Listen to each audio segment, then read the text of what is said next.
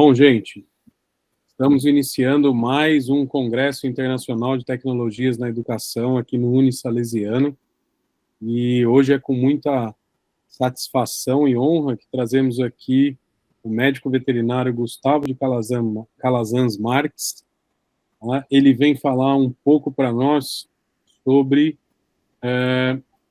a cannabis na reabilitação, né, cannabis medicinal na clínica de silvestres, na reabilitação desses animais.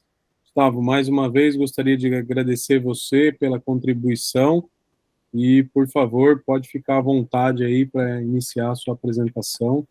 Muito obrigado.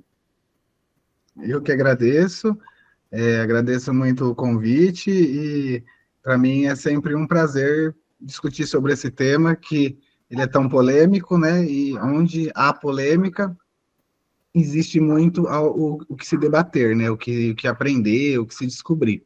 Então, a cannabis, ela vem se mostrando um tratamento eficaz em várias situações, e em silvestres não vai ser diferente, né? A gente percebe que na reabilitação, muitas vezes a gente esbarra em algumas dificuldades, como controle de estresse, controle de dor crônica, a longo prazo, né, nos nossos animais selvagens, que muitas vezes passam aí por alguns acidentes, né, alguns politraumatismos, e a cannabis pode vir a ajudar em muitos desses casos onde a alopatia convencional não consegue solucionar completamente o problema. Então, hoje eu vim aqui, né, me propus a falar sobre essa parte de reabilitação e clínica de selvagens, abordando aí pelo tratamento da cannabis medicinal. Bom, eu me chamo Gustavo de Calazans Marques, sou veterinário formado pela Universidade Estadual de Londrina. Depois eu fiz minha residência e meu mestrado em animais selvagens na Unesp de Botucatu, lá no CEMPAS. Por lá também fiz minha pós-graduação em acupuntura e comecei a me aprofundar nas terapias integrativas e holísticas. Pela Unifesp foi o meu primeiro curso de cannabis medicinal, onde eu já fiz outras edições desse curso lá pela Unifesp mesmo, e vários outros cursos de cannabis medicinal também. Nesse meio do caminho, eu comecei a participar como professor de algumas pós-graduações, de alguns cursos, ministrar os nossos cursos também, e aí fundamos o Instituto Alusvet, eu e minha esposa, Carolina Espera, também veterinária integrativa e holística, e é onde nós desenvolvemos essas terapias na nossa clínica e também damos os cursos, né, para quem gostaria de aprender e desenvolver essas terapias holísticas. Então, a cannabis, hoje eu tenho a felicidade de fazer parte do grupo de trabalho da cannabis medicinal do Conselho, aqui do estado de São Paulo, e por lá a gente tenta regularizar isso completamente, para que a cannabis medicinal entre nas possibilidades de tratamento sem acarretar problema nenhum para o veterinário e nem para o responsável do animal que está sendo colocado ali naquele tratamento. Bom, cannabis em silvestres não é nada de novo, é uma interação milenar, né? A gente percebe que a interação com os humanos é milenar e a interação com os animais também. Então, não estamos fazendo nada de novo, estamos só reavivando uma cultura antiga e um tratamento que os próprios animais, eles já fazem esse contato natural com essa planta. Então, apesar de ser algo natural, nós temos que tomar cuidado com algumas peculiaridades, ali, algumas características, porque é uma alopatia, né? Faz parte dos fitoterápicos, e os fitoterápicos, eles são vistos como alopatias. É uma alopatia natural, não é sintética, e a gente pode entrar em discussões, né, sair desse rol da alopatia, porque ela entra como um tratamento mental, um tratamento espiritual, né? Então, se a gente for ver toda a possibilidade da cannabis, ela sai dessa visão alopática. Mas como ela tem um pé na fitoterapia, a gente tem que tomar alguns cuidados que a fitoterapia tem que tomar cuidado também, como a dose, a validade, a espécie, o ambiente de produção, a parte a ser utilizada, os efeitos colaterais, que eles sim existem, é um tratamento extremamente seguro, mas se você descambar ali na dose, se você errar a dose, é fácil de você ter efeito colateral e é fácil de você não ter efeito nenhum também. Então, você usa errado, usa a dose errada, o fitocannabinoide errado, né, entre THC, CBD e todos os outros, e aí você não tem uma resposta clínica como você gostaria. E aí acaba queimando o filme, né? Eu sempre falo, queima o seu filme que não tem a resposta clínica que você queria, queima o filme da terapia. Então, usar de maneira correta, não usar de qualquer jeito. Ah, eu li que funciona, vou usar umas gotinhas aqui, porque aí assim não vai funcionar mesmo. E aí, como eu disse, você queima o filme da terapia, queima o seu filme, e aí todo mundo sai triste no final. Então, temos que tomar cuidado com doses, com a validade, com a espécie, com o ambiente de produção. Por que isso é importante para quem vai prescrever e quem vai utilizar? Porque dependendo da associação que você for comprar, isso tudo muda. Então, trocar o tratamento no meio do caminho, está comprando de uma associação, vai comprar de outra, pode ser que seu paciente comece a responder de maneira diferente também.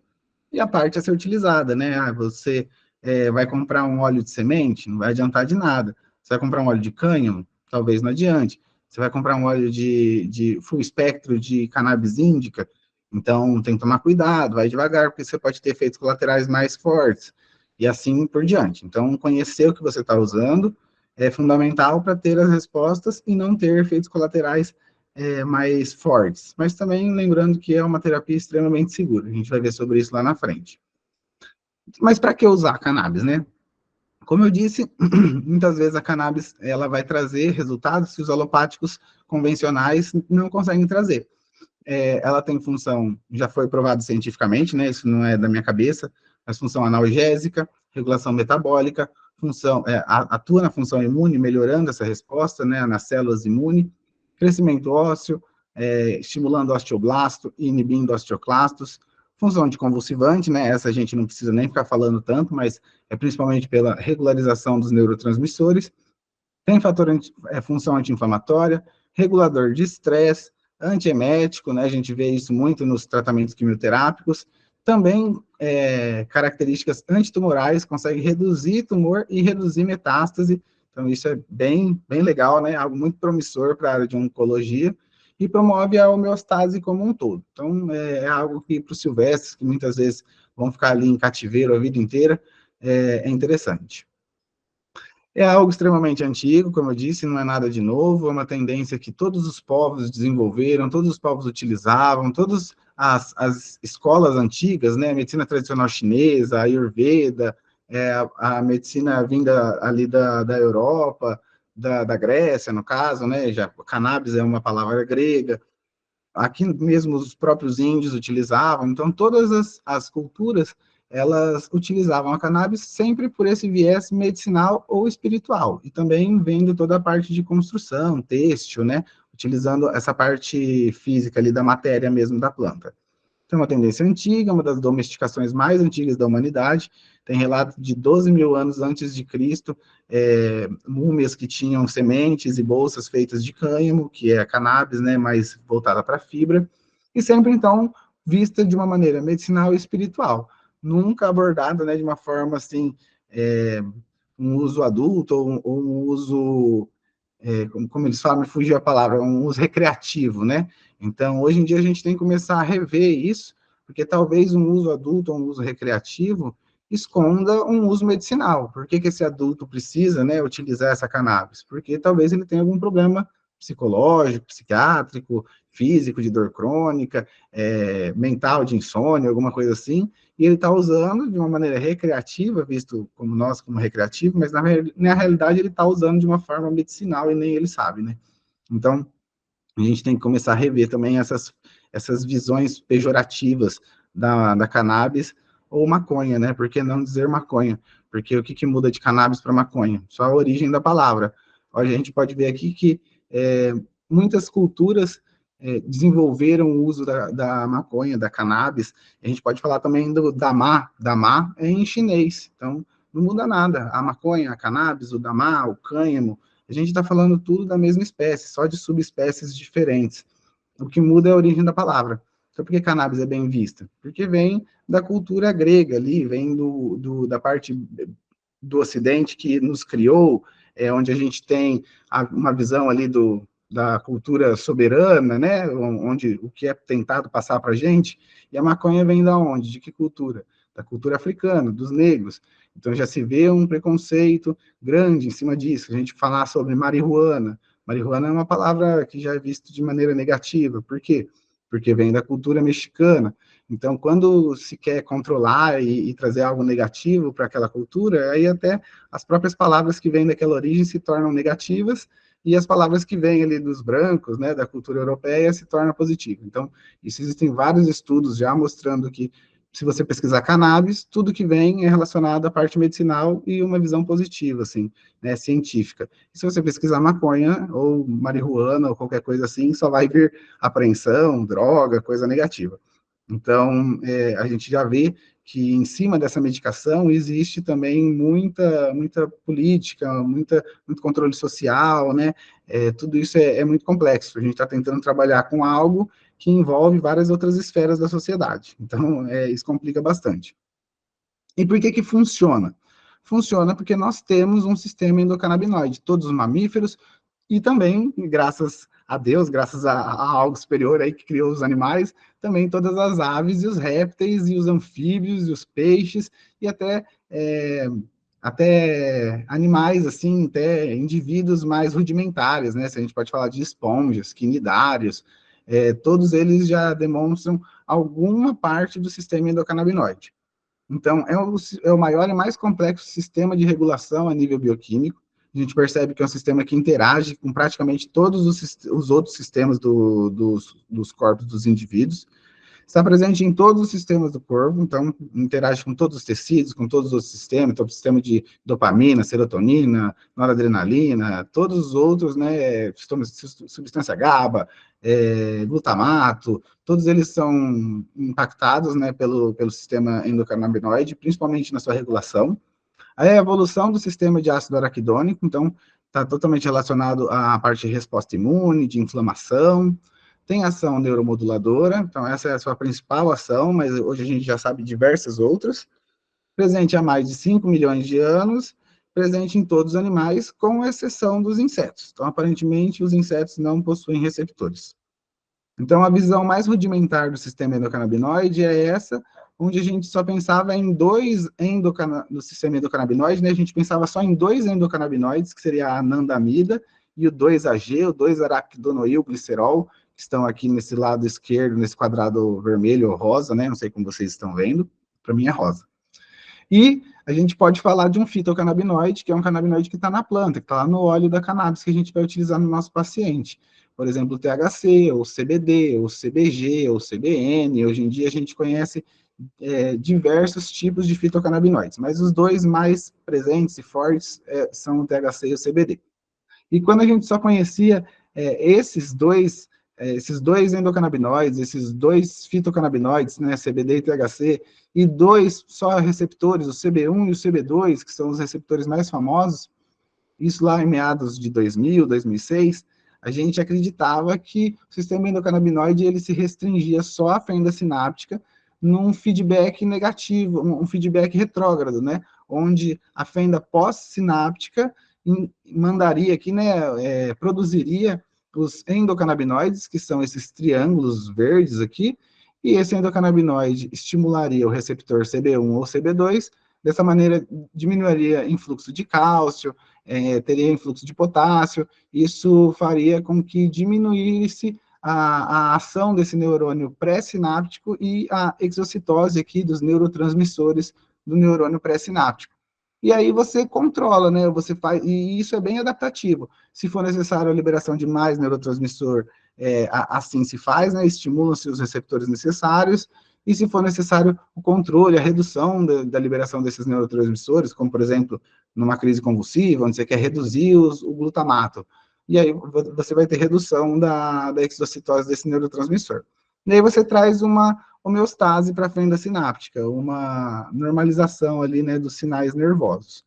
Porém, né, com os estudos em várias espécies, começou a se aprofundar cada vez mais nos receptores, começou a se aprofundar cada vez mais nos endocannabinoides, nos fitocannabinoides, percebeu-se, né, aqui o que a gente percebe, pessoal, só descrevendo a imagem, que desde os seres mais rudimentares, né, como esponjas, quinidários, crustáceos, todos eles, peixes, anfíbios, e aí aves, répteis e mamíferos no geral, todos eles possuem alguma coisa do sistema endocannabinoide, desde de coisas mais Desde os seres mais rudimentares, nós temos ali a aparição de algumas enzimas, depois aqui nós já temos receptores semelhantes ao CB1, aqui receptores semelhantes ao CB2, e quando a gente chega em mamífero, aí nós temos aves e répteis também, isso já foi bem descrito, nós temos praticamente todo o sistema endocannabinoide bem montado. O que é diferente é a concentração dos receptores nos diferentes tecidos. Então, cada espécie vai ter uma concentração diferente em locais diferentes. E aí percebeu-se, então, que o sistema endocannabinoide era algo muito maior, muito mais amplo, e aí começou-se até a chamá-lo também de endocannabinoidoma. Então, uma outra forma de chamar o sistema endocannabinoide, de tão amplo, de tão importante que ele se torna aí a partir de todos esses estudos.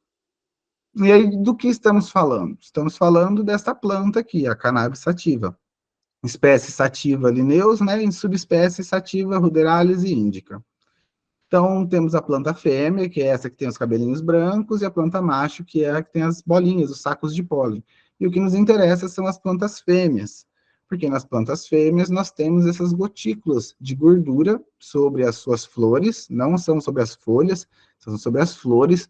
Então, também a importância de saber qual parte da planta que é a medicinal. Então, as flores têm essas gotículas de gordura, e nessas gotículas de gordura nós temos ali todas as concentrações de fitocannabinoides, terpenos, flavonoides, e todo esse fitocomplexo, né, toda essa mistura aí de compostos que se auxiliam e são benéficos em conjunto. Então, por isso que, ao meu ver, e ao ver da maioria dos prescritores, dos clínicos que utilizam, o óleo full spectrum, o óleo com todos esses fitocannabinoides, todos os terpenos, todos os flavonoides, né? Essas gotículas de gordura in natura, né? Com tudo que ela pode oferecer, é o melhor remédio.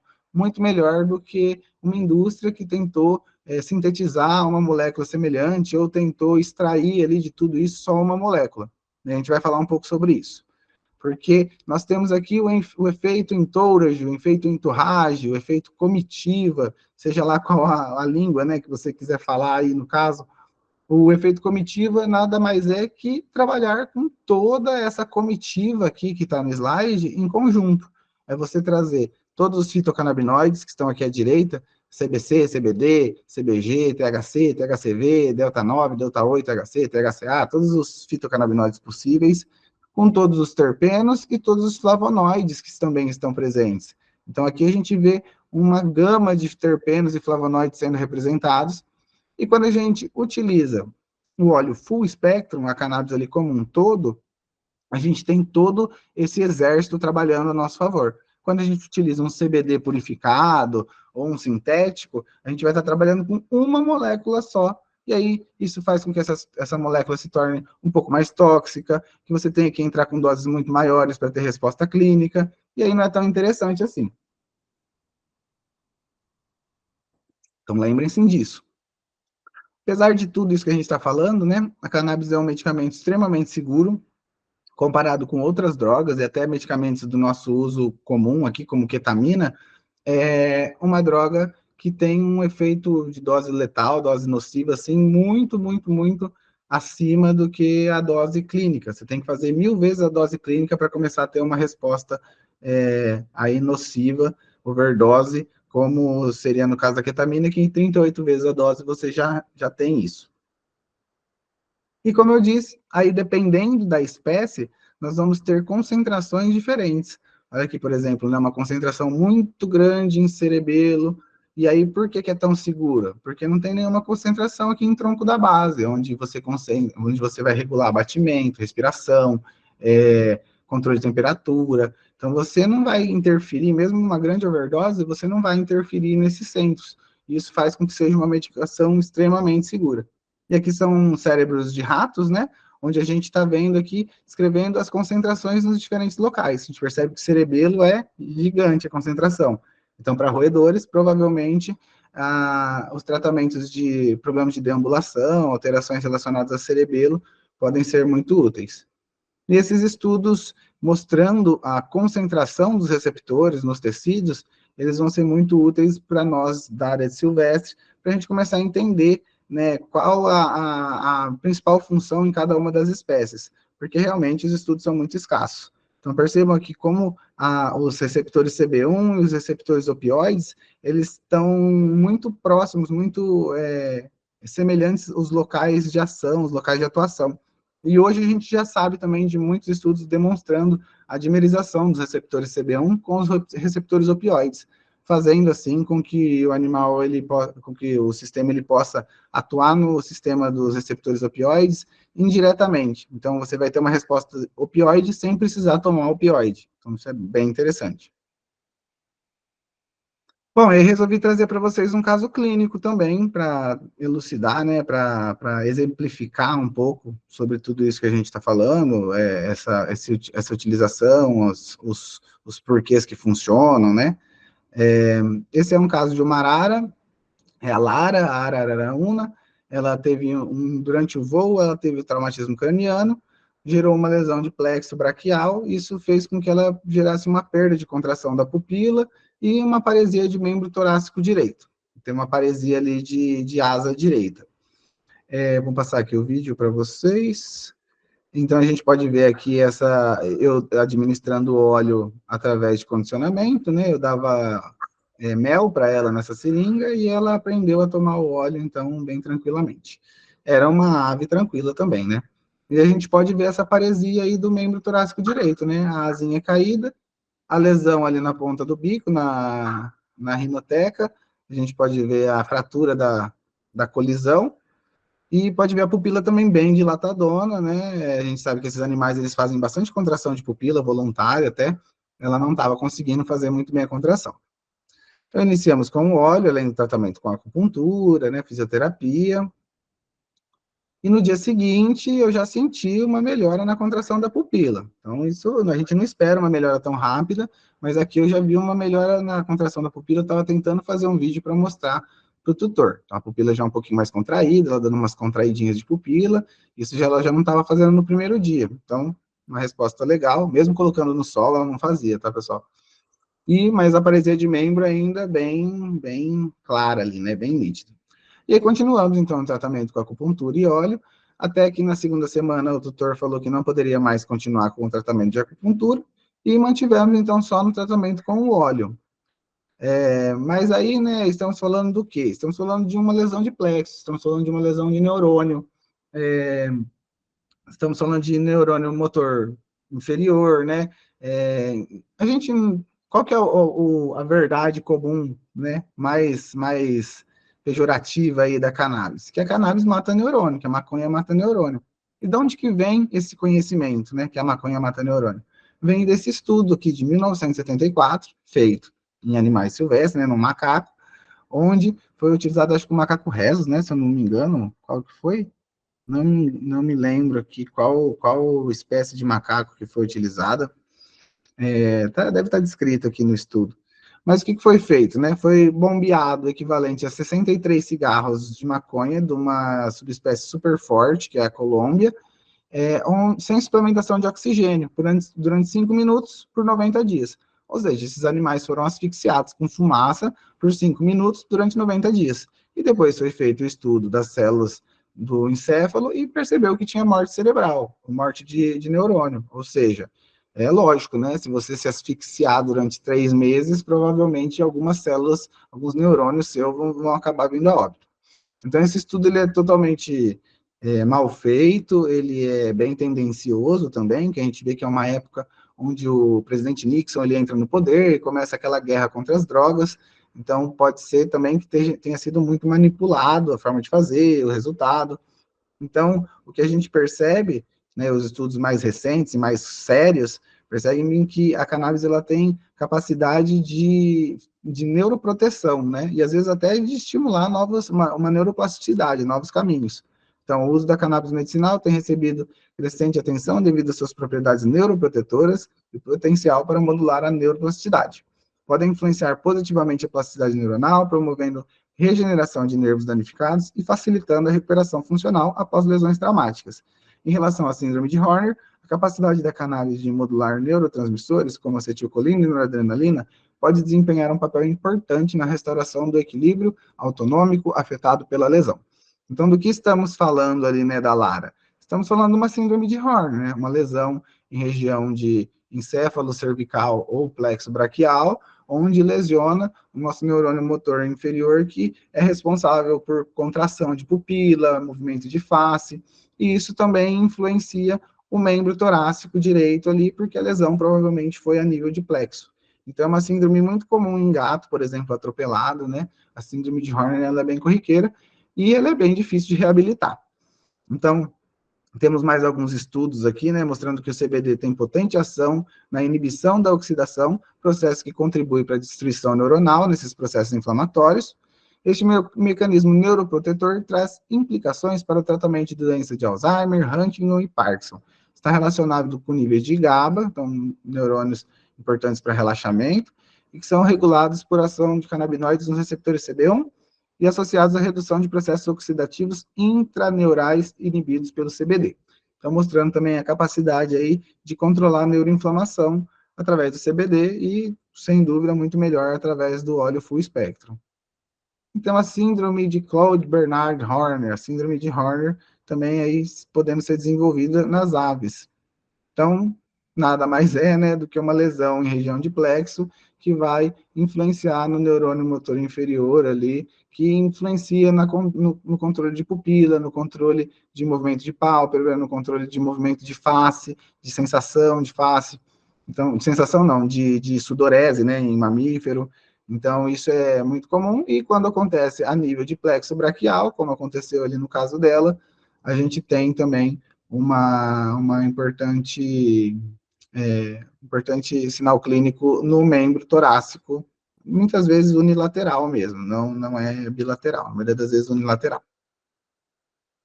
Então, a gente viu que aqui, como estamos falando de neurônio motor inferior relacionado à musculatura lisa, estamos falando de receptores de acetilcolina. O receptor nicotínico de acetilcolina é um outro canal iônico controlado por ligante. Receptor alfa-7 de acetilcolina, expresso no córtex cerebral, tálamo, hipocampo, é encontrado tanto em nervos excitatórios quanto em inibitórios.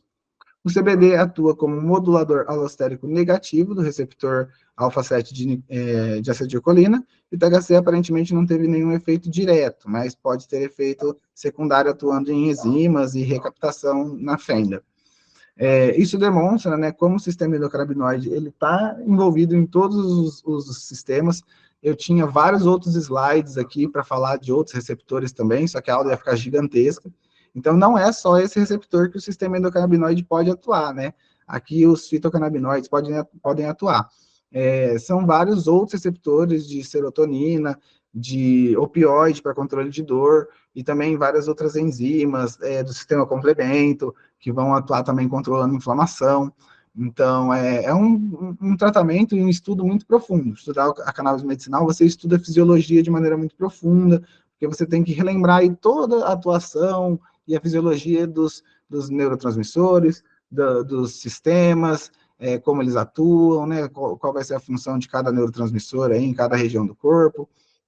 Então é bem gostoso, mas a gente percebe que realmente é um universo, é um endocannabinoidoma, é um universo a ser explorado, e a gente está na crista da onda aí, né? Os estudos estão saindo mensalmente, anualmente tem estudo novo, porque está tudo se descobrindo praticamente agora, né? A gente tem esse vislumbre aí do que seria o sistema endocannabinoide mesmo a partir de 2006, 2007.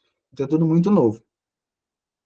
Então, THC sem efeito, CBD modulador alostérico negativo. Então, é uma forma de você influenciar o receptor de maneira negativa, porém, sem atuar no ligante principal daquele receptor. Então, mais um estudo aqui mostrando o efeito nos neurotransmissores. Então, evidências experimentais sugerem que o CBD pode influenciar indiretamente a atividade na noradrenalina, possivelmente através da regulação da atividade do sistema endocannabinoide. Por quê? Porque se a gente está falando ali de sistema nervoso autônomo parasimpático, sistema nervoso autônomo simpático parasimpático, e em contração de musculatura lisa ali do olho, a gente também está envolvendo noradrenalina no meio. Então, só mostrando por que funciona no caso da síndrome de Horner, né? Porque todos os neurotransmissores afetados e tudo que foi lesionado no trauma, ele pode ser afetado beneficamente através dos fitocannabinoides.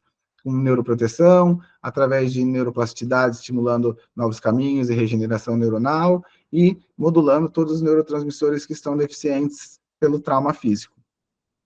Então, aqui a Lara tomando seu óleo, ela parou com a acupuntura, continuou só com o óleo e fisioterapia feita pelo próprio tutor mesmo ali, né? Ele estimulava movimentos com a asa. Ela tomou no começo uma gota, 0,05 ml do óleo 6%, ou seja, 3 miligramas do extrato puro. E aí, depois ela foi para 0,75 miligramas de THC por quilo, né? E é isso, na verdade, nessa primeira dose, ela estava tomando 0,75 miligramas de THC aproximadamente por quilo. Ela tomava o óleo full spectrum, ou seja, o óleo da planta toda, high THC, com predominância do fitocannabinoide THC, então tinha mais THC do que CBD nesse óleo, porque o THC ele atua mais na parte neuronal, nervosa. Melhora da contração pupilar com 2 dias de uso, tomou por 3 meses uma gota do 6%, ou seja, depois de 3 meses ele passou, né, por uma gota do 6% 2 vezes ao dia. Começou uma vez ao dia, passou por 2 vezes ao dia, então finalizou aí com 6 miligramas do extrato puro, 1,75 miligramas de THC por dia. Melhora completa do membro torácico direito e voltou a voar. Então aqui o vídeo dela, já com a asa bem alinhada no corpo e fazendo seu voo, né, voltou, teve sua reabilitação. A gente já vê que ela não consegue pousar na árvore, né? Ela tenta pousar no galho, não consegue, volta para pousar no chão. Então, como praticamente toda reabilitação, o animal não fica 100% de novo, né? Mas para um animal que vai poder ser exposto em recinto, vai poder ter uma vida praticamente normal, isso é muito bom para o responsável, ou mesmo se for animal de plantel, né, de zoológico, isso dá uma outra vida para o animal, para ele poder ser exposto, né, poder sair do setor extra e ir para um recinto de exposição, por exemplo. Não posso prescrever ainda, não sou formado, ou não quero me envolver com esse tipo de tratamento, ou tenho medo, ou tenho dificuldade. Comece pelo PEA. O PEA é um endocannabinoide, igual o anandamida, igual o 2-AG, ou seja, um canabinoide produzido pelo nosso organismo. Ele vai atuar principalmente, aí, a gente já tem bastante estudo em mamífero, aves e répteis a gente ainda está introduzindo a terapia, mas ela é uma endocannabinoide, então ela vai modular o sistema endocannabinoide de uma maneira um pouco mais branda, mas vai conseguir atuar sem você precisar trabalhar diretamente ali com óleo de cannabis. Então já tem descrito propriedade anti-inflamatória, inibe a degranulação e modula a atividade de mastócito, então para resposta de hipersensibilidade, inflamação, é muito interessante.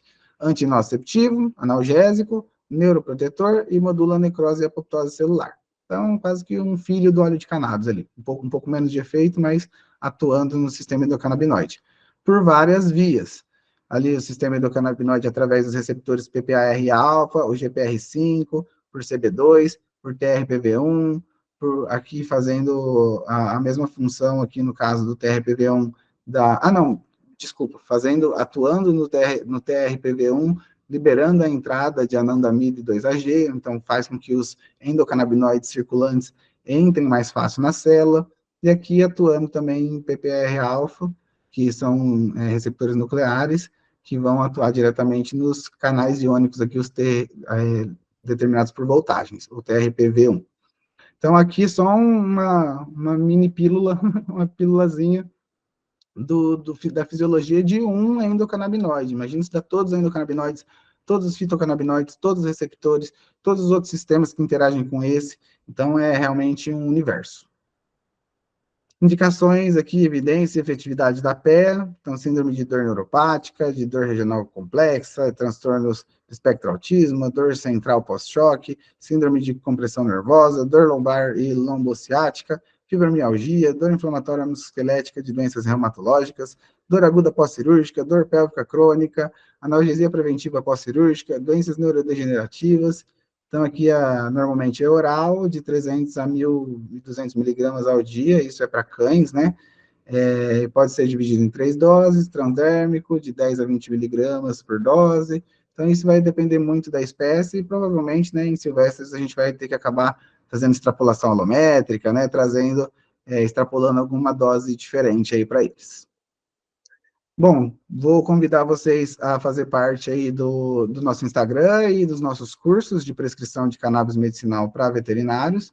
Lá a gente fala bastante sobre prescrição, a gente fala sobre todas as partes da prescrição, as partes legais, tudo que é pró e contra, né, em relação a isso, e como atuar dentro dessa área de maneira segura.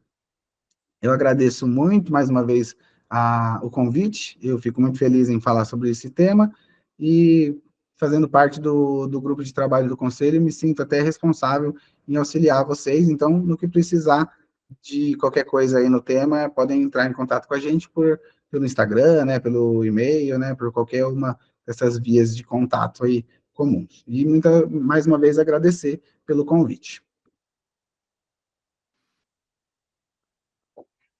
Maravilha, Gustavo. Muito, muito interessante, né? Todo esse conhecimento e esse esclarecimento que você está trazendo, né, para nós aqui.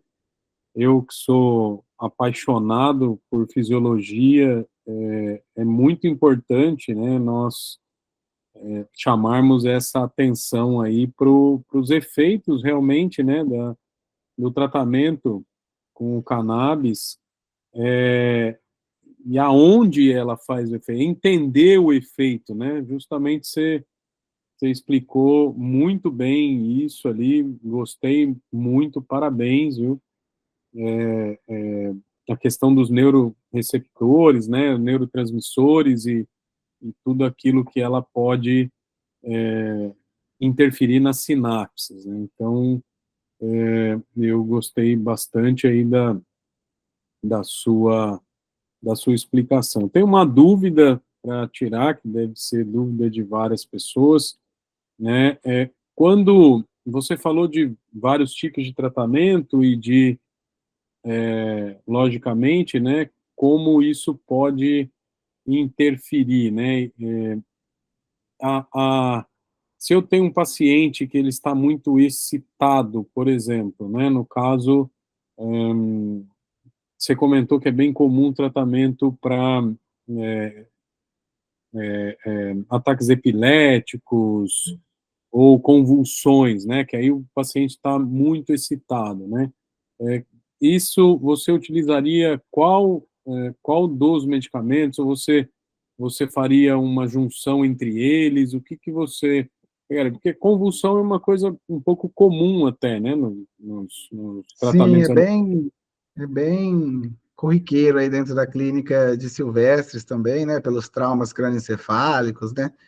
É muito legal essa pergunta, porque a gente pode abordar também uma outra coisa importante da terapia canábica, que é não excluir nenhuma terapia, e sim somar, né, sim integrar.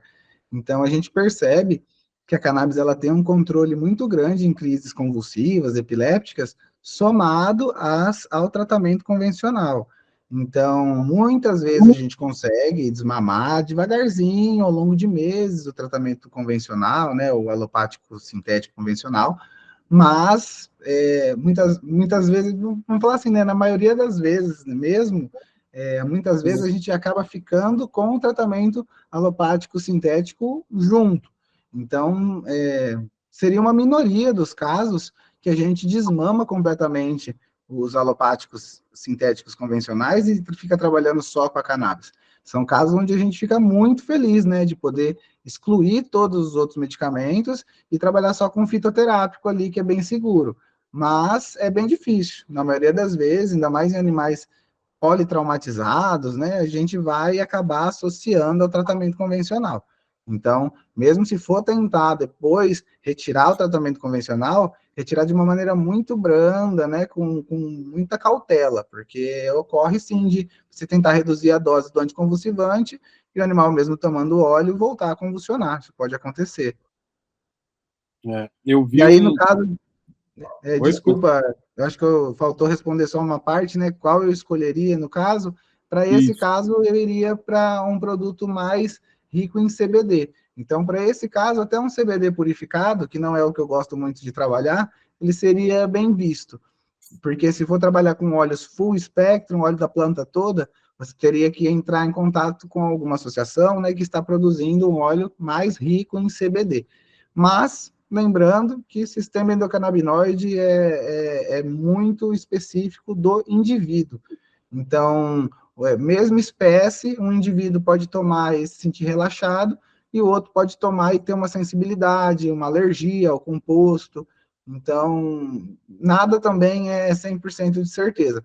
A gente entra com o que é esperado pela literatura e vê como vai ser a resposta do animal também. Quando se trata de medicamentos que mexem com o sistema nervoso central, muitas vezes eu vejo, né, tentativa e erro e ajuste da dose, né, então... Sim, porque é muito pessoal ali, né? A gente vê até nos próprios humanos, né? Quando você entra com antidepressivos, cada pessoa responde de um jeito ao mesmo remédio. Então é muito pessoal, né? E é uma das... Outra dúvida que eu tenho aí, acho que, né, a maioria das pessoas tem, em alguns momentos você fala em fitoterápico e outros momentos você fala em alopático, né? Então nós temos aí praticamente, você acredita que é um medicamento que, no final das contas, ele passa por, né, por todos esses caminhos, né, da alopatia e da fitoterapia, ou como que você entende, assim, o que... Se a gente for pensar só no conceito, assim, só na palavra, no conceito da palavra, a gente teria o alopático, que é o que trata pela diferença, e o homeopático, que é o que trata pela semelhança. Então, pensando assim, se eu tenho uma inflamação, eu quero entrar com um fator anti-inflamatório, que nem a gente viu, a cannabis atua em várias cascatas que tem aí vai fazer uma função anti-inflamatória. Então, ele teria uma função contrária. Então, pensando nessa raiz da palavra, ela seria um alopático natural. E todos os fitoterápicos aí, se o fitoterápico ele é analgésico, ele é antidor, né? Ele vai ser um alopático para dor, no caso. Mas é uma alopatia natural. Porém, já entrei nessas discussões com pessoas que gostam da fitoterapia, vão mais a fundo, falam de toda a parte religiosa, espiritual, energética, e aí eles acham um absurdo falar que um fitoterápico é um alopático, porque tem toda a parte vibracional da planta, toda a parte até espiritual, visto por alguns, né? E aí isso transcende aí a alopatia.